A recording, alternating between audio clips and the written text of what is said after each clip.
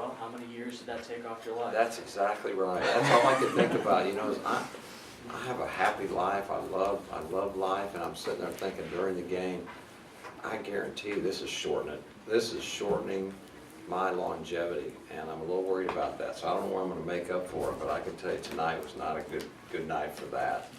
But I do want to say, you know, there's a lot of things maybe, I guess, to say out of this game, but man, did Tulane play great.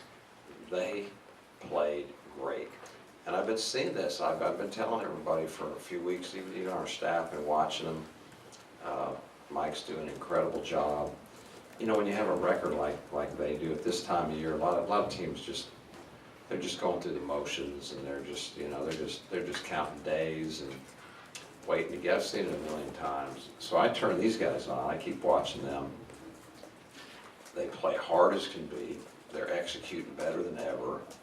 They're running the floor better than they have. They're pressuring. They're playing together. So impressed with it. I thought they played outstanding. And I just really want to start there. I have so much respect for what I saw. And not surprisingly tonight, they went to UConn, I don't know, not long ago, I can't remember what. They were up 28-13 after 10 minutes at UConn. Think about that. And you know, just to have that focus and that energy. So much respect for them. At the same time, you know, obviously Sunday took a little toll on us, and in no way do I want to take away from what Tulane did. But what I'm so proud of is this team. We've had a lot of success. We've had a lot of wins. We've had a lot of games that we went into, and I was worried about, are we going to be a little flat and, you know, maybe not quite emotionally at that point that you want to be to compete at this level. And the truth be told, over all the years I've coached, you always have those nights. You can't ever find a 30-some game season where your guys are always at a peak level. You can't find it. So I've kind of been waiting on it, and they've been amazing me that it just never happened. I got to the point where like, maybe these guys don't know how to do that. And tonight maybe it was the first time that, you know, they weren't at that, I guess what you call the magic level, where you're completely focused, you're completely at an emotional state, physically, you know, concentration, all the things it takes to win college basketball games. And I don't fault them.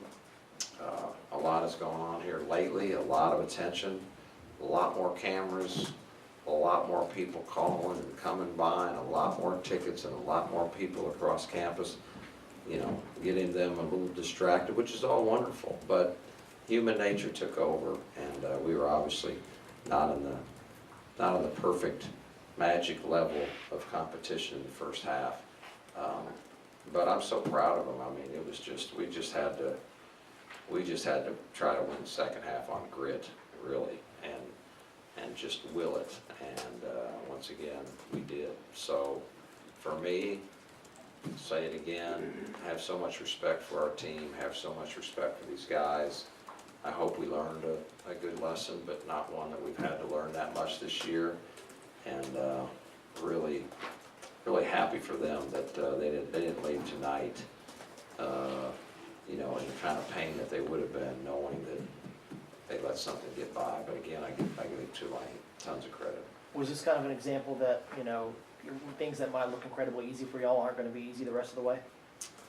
I guess that's what I'm saying, is they've never approached a game where you could tell like they just think we're going to show up and win. They've been way more mature than that, and I think they were mature tonight. I think it was not that it was not that they didn't respect Tulane or thought it was going to be easy. It is that there's been a lot of Kool-Aid in the last couple days. I mean, it's been a wave. All of a sudden, you know, they've been winning and winning and winning, and it hasn't been that much attention, to be honest. Just kind of, we just keep winning, and we just keep going to practice, and not that many people are noticed, and all of a sudden, the wave came. And I think, you know, it's a little tough to deal with sometimes emotionally. So I hope this will help us. I really do. But more than that, it shows me a lot about them again. We're down 100 at halftime, you know, it just feels like we haven't stopped them yet. They're getting most any shot they want, and even the tough ones they're throwing in, we have no real reason to have much confidence. We got nothing going at the offensive end. We're turning it over, we're taking off balance shots. I mean, you could just name it, and almost couldn't go worse. I guess it could have. And then to turn it around and play the half we did, again, speaks for why I keep telling you this is a unique group. This is a special group. So what was the demeanor or the message like at halftime that you and your staff used to help get that better performance in the second half? Well, you know, for me, I think, you know, the first, you know, the cartoon coach goes in and just uses every cuss word that he could possibly think of. You guys are this and you guys are that, and I can't believe you would do this.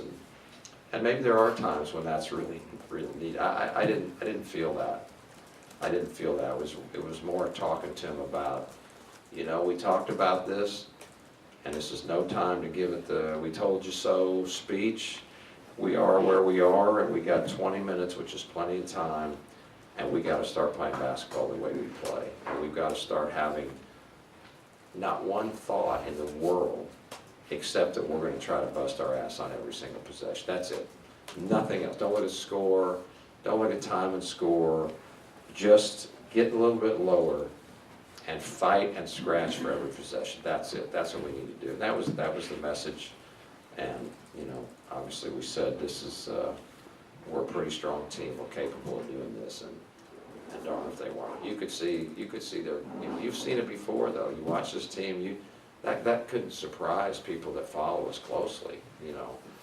The only surprise is how poorly we played the first half. And that was a little surprising, but to watch what they did the second half is just one more notch on how much, if you really follow those guys, how unique and special and that they are, and that they're capable of doing some great things. What does it say about Shemi to start 0 for 10 and then make 4 of his next 7, including? Shows you he's a real player. You know, real players have courage. Real players don't scare out. 0 for 10, that's a pretty ugly number, right? That's a pretty ugly number. And I'm not sure how many, I have to look again. I thought many of them were good shots. He just, you know, it's one of those days. The ball's not going to go in. He could have scared out. He could have just, you know, started just moving it around. And, you know, you see guys that do that. It shows you that he, like so many other, the real deal. Got to talk about Ben Moore. For gosh sakes, you know, a guy gets 13 rebounds, 16 points, and kind of took the game over second half for a period. Played like a senior. Sterling darn near has a double-double, for gosh sakes. Shake was battling pressure. They really pressured him. They did a great job. He was battling. Didn't have one of his great games. And you look at his line, he's like, God, what a good player he is. And Jure was fantastic. And Benny Malik, who played his great defense again, didn't have a lot of opportunities on the offensive end. But you know what? Those 6 guys, that's who played major minutes, more minutes than I was hoping to play them tonight. But that's what it took, and my hat is off to them. Why do you think the defense has gotten much better in the second half in the last 2 games, Cincy and Tulane, than it was in the first half in both those contests? Well, Cincinnati, we made an adjustment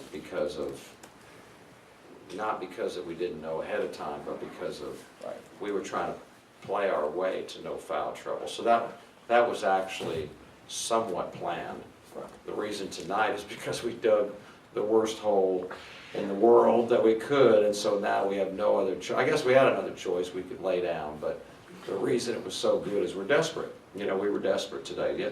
The other day it was not desperation. It was, you know, it was a hard-fought game the whole way, and we knew that if we could make an adjustment, it would help us, but we couldn't make it too early because we want to foul. Tonight it was desperation, really. It was just fighting for our lives. Sometimes that's not a terrible place to be. Yeah, you got he report on Shake and his possible injury there? Well, he didn't want to come out of the game. I can tell you that. I was trying to get him out of the game. He's, I'm okay. You know, he looked at.